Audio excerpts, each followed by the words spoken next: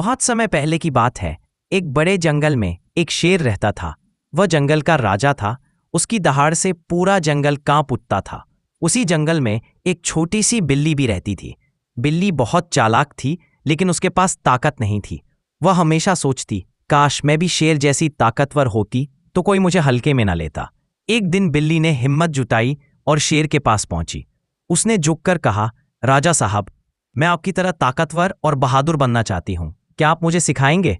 शेर मुस्कुराया, ठीक है छोटी बिल्ली, लेकिन याद रखना, ताकत का इस्तेमाल हमेशा भलाई के लिए करना। बिल्ली ने खुशी से सिर हिलाया। दिन बीतते गए। शेर ने उसे शिकार करना, दहाड़ना और जंगल में जीना सिखाया। बिल्ली रोज अभ्यास करती और जल्दी ही बहुत तेज, फुर्तीली और समझदार हो गई। उसे अब गर्व होने लगा। वह सोचने लगी, अब मैं भी शेर जैसी बन गई हूं।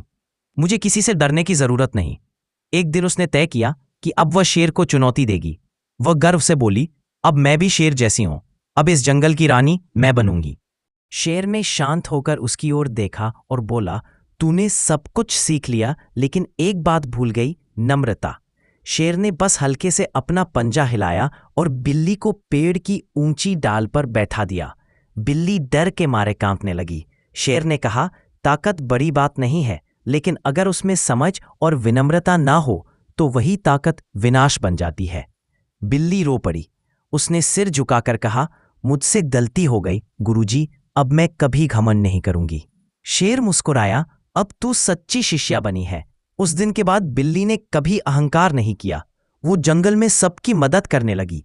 धीरे धीरे सब जानवर उसे छोटी रानी कहने लगे। उस दिन के बाद से बिल्ली का जीवन पूरी तरह बदल गया था। अब वह पहले जैसी शरारती और घमंडी नहीं रही।